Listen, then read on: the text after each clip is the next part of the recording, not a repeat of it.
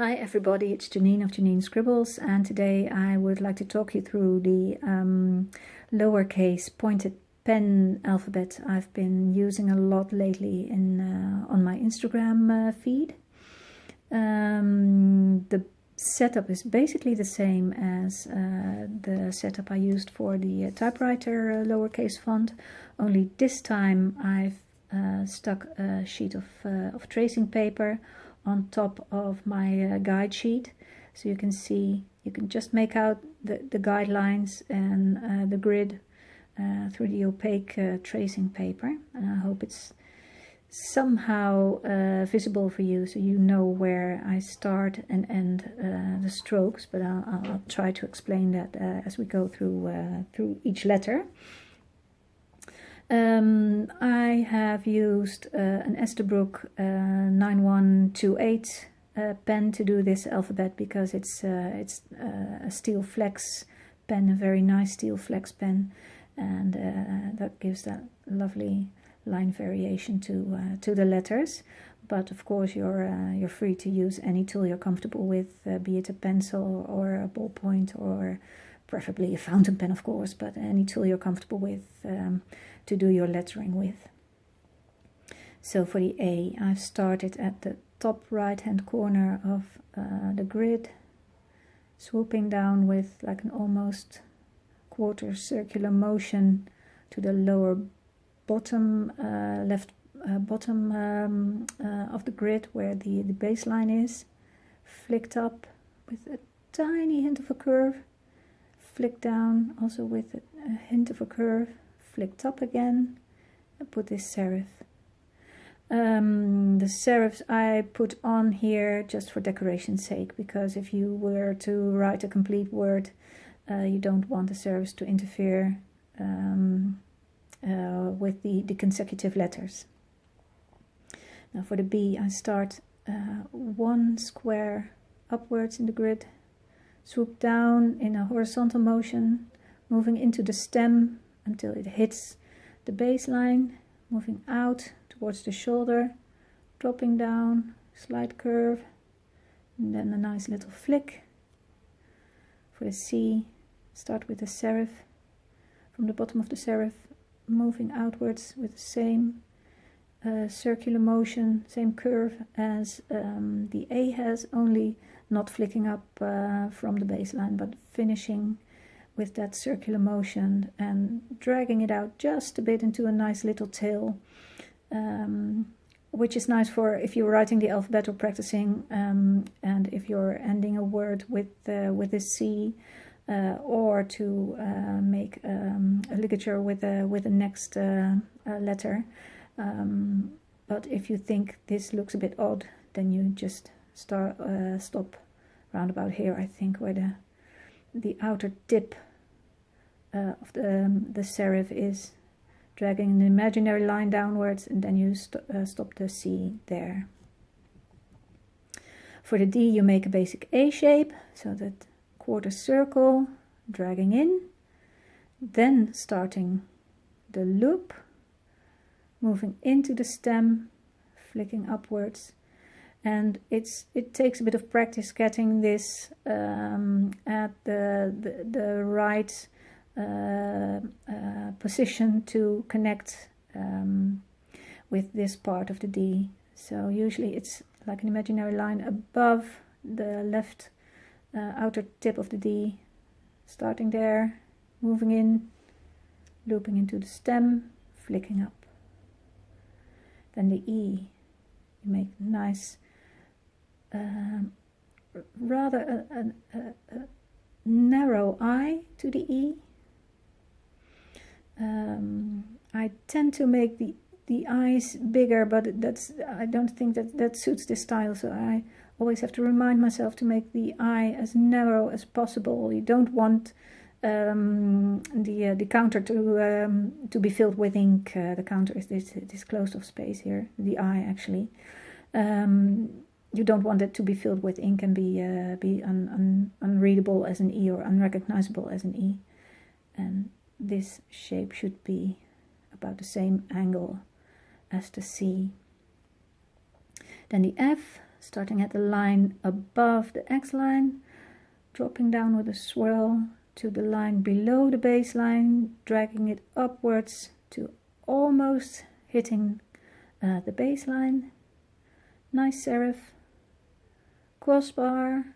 I put the crossbar a tiny bit over the X height so it doesn't interfere with any neighboring letters.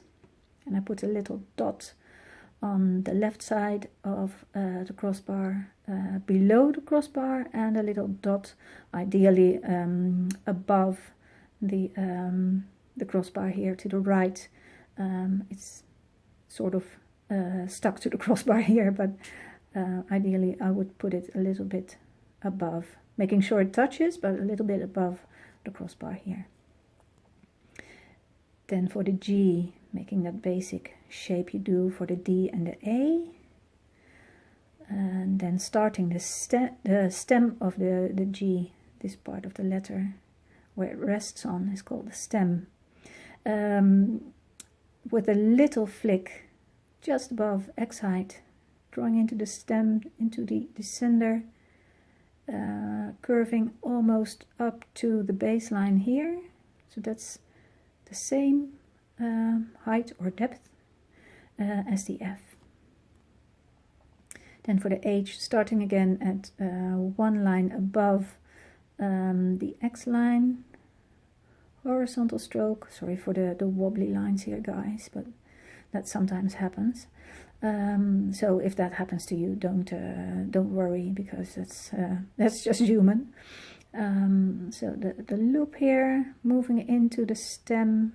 When the stem touches the baseline, you move up again. Sorry. Deviating from the stem pretty soon, a bit sooner than I did here, but just deviating, moving into the shoulder of the H, moving down into this nice little loop below the baseline, and this loop can be a little bit opened, or it can be filled up with ink. That's not very important. And then a little serif here, or cosmetic flick to finish it. Then the I is basic, this nice angle, flicking up and dotting it with a little dash. Now, depending on the smoothness of my nib, I start the dash upwards, stroking down, like I did with the Esterbrook. If I have a smoother nib, I start down here, moving upwards. So you have a little bit of line variation. Ideally, if you start here, dragging down, you would have, if you didn't press very hard like I did here, you would have a fatter part here and a thinner part there. If you move from this part upwards, then you would have a fatter part here and a thinner part there. Either one is fine. It's nice to see. Moving on to the J, that's like this stem and descender of the G. So you start a little bit above the X height, the stem, descender, moving up towards the baseline here. Again, a little flick, either going down or moving up. Then the stem of the K, the loop, and the leg. I don't loop the K here, because then you would have a loop and another loop and that flared leg, and that would just make the letter a bit too prominent, I think. And also because there's already a lot of ascenders that have loops, then also looping the K would be just a bit too much. So to keep the overall visual rather calm and nice, I don't loop the K or the stem of the K. Then the L, horizontal loop again, moving down into the stem, flipping up. Now if I have words that have like two L's in a row, two consecutive L's, then I make the following L just the stem and the flip up, because if you were to make another loopy L here, that would be very very cluttered. So that's why I put like just the stem below towards the baseline, flick up. And I also do that with if the L were to follow the D, because if you were to put another loop here, then the L, that would be too cluttered. I think the image would be too cluttered. So that's why I put the stem L with the flick up next to looped ascenders. Then for the M, the stem here, short stem from X height towards the baseline, moving sharply into the shoulder here, moving down one more time, moving down, dropping below the baseline, making that little loop here, moving upwards and adding this nice little flick if you want to. Same goes for the N, moving down, stem, moving sharply upwards to the shoulder, moving down again for a loop, and then this stroke to finish it off. Then for the O, for some reason I really like this O, which does not have the counter closed, and the counter is this closed in space within a letter, like you have here. This is a closed counter. This has an open counter just because this doesn't touch. If you would have a regular B, then this counter would be closed as well, and this the part is also an open counter.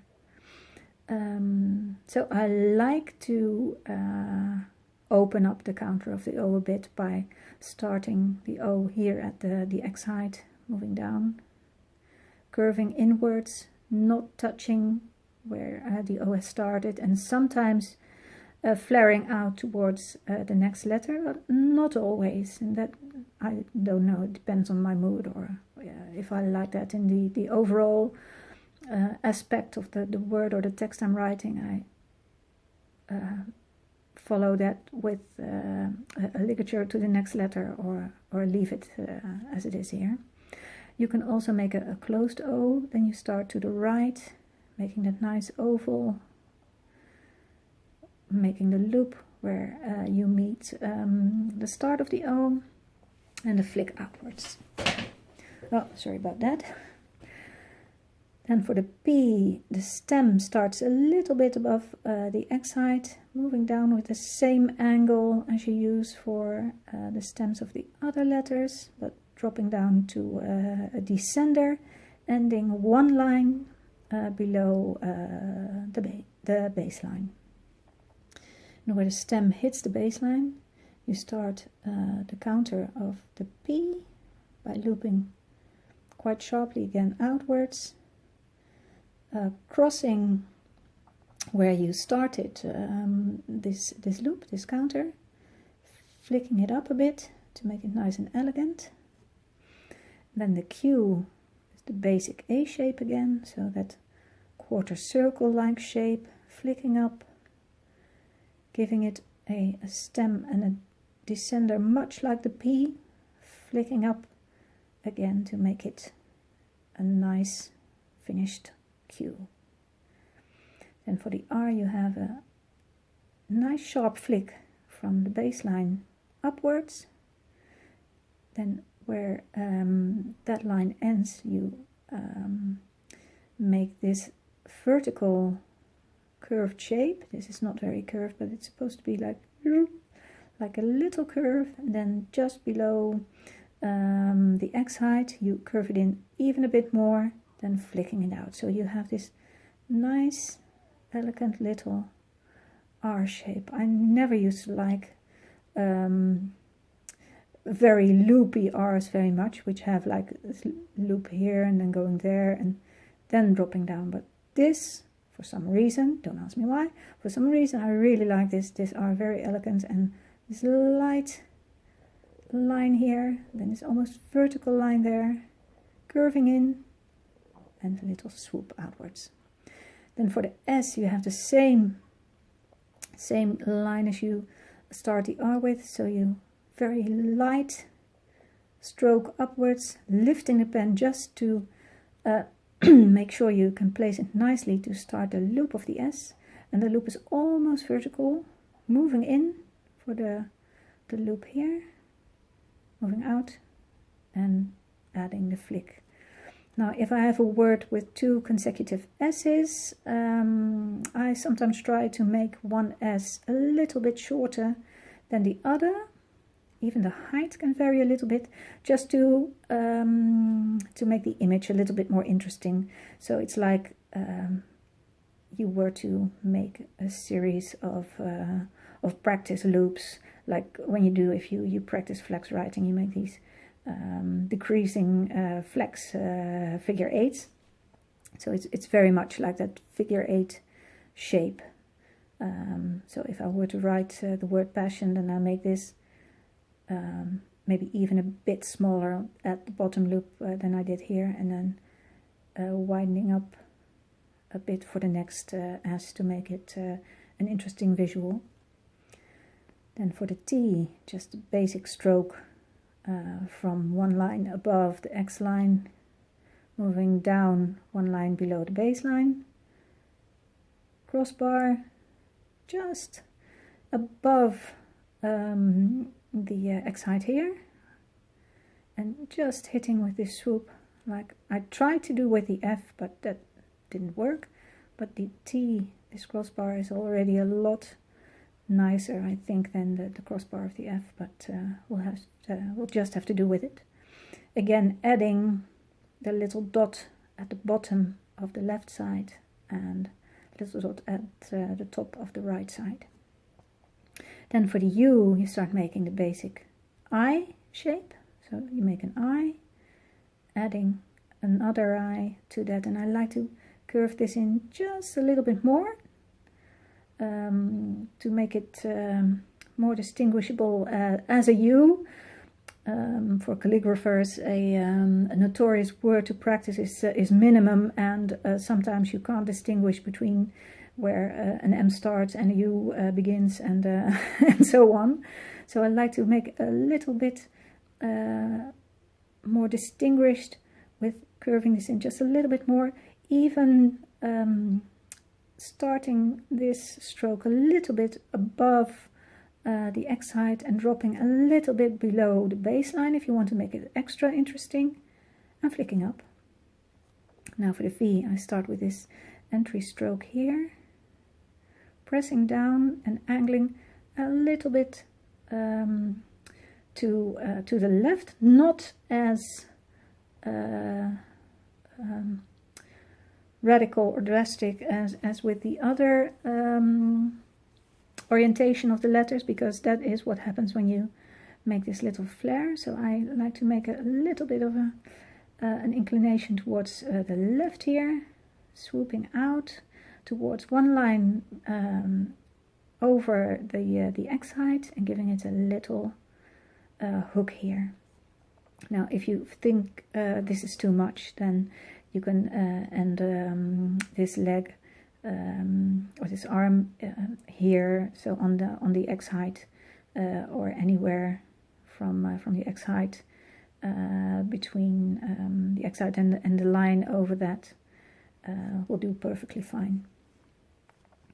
Then for the W, you start out with the basic I, and you stick an O to that. So the W looks a bit intricate, but it's not very difficult. You start with the I, adding an O, and make sure you lift the pen when you've reached this point. Lift the pen to start the O shape, otherwise you will have another loop here. If you like that, then by all means do so, but I like to leave that a little bit bare, and then moving in, so you have like an I and an O stuck to each other, forming a W. Then moving on to the X, this is the same initial shape of the V, moving down a little bit below the baseline, flicking up and crossing the C with this elegant swoop here that starts somewhere between the X line and the line above, swooping in, crossing the other X line and finishing at almost the line below the baseline. Then the Y, starting out with the I, adding a J. What I forgot to do here was adding a little flare to the leg here, which I actually prefer to make it more visually interesting. So that the Y is, well, that's actually what it is. It's an I and a J stuck together, and there should be this little flare upwards, like I put on the J here. This will do, of course. I mean, you can see this is a Y, but to make it just a little bit more interesting, I would put the flare up there. Moving on to the Z or the Z, depending where you live, with the serif, curving to make this 2-like figure, and making this almost balloon-like descender on the Z. And this descender can drop all the way down to the second line below the baseline. In a lot of languages, the Z is not used very often, and that is why it's okay to give it this enormous descender. Well, it's enormous in my view. If you would use the Z a lot more often, or the Z, you can always do that almost 2-like shape, flicking it upwards. And if you want to distinguish it from your 2s, then you can put a crossbar here. I don't put a crossbar in the Z if it has this enormous descender, because it's clear this is not a 2. So if you were to write your Z or Z much more like a 2, then my math teacher always told me to cross the Z, so it's distinguished from a 2. So that's it. I hope you've enjoyed this video. It's become rather long, I see, but I think I like talking through the letter shapes. So I hope you enjoyed it as well, and that it will help you to practice. I'll remove the nib to see if I can focus on the letters a bit better to give you a nice end shot. If you have any questions, please do not hesitate to drop them in the comment box, and I will try to catch up with those regularly.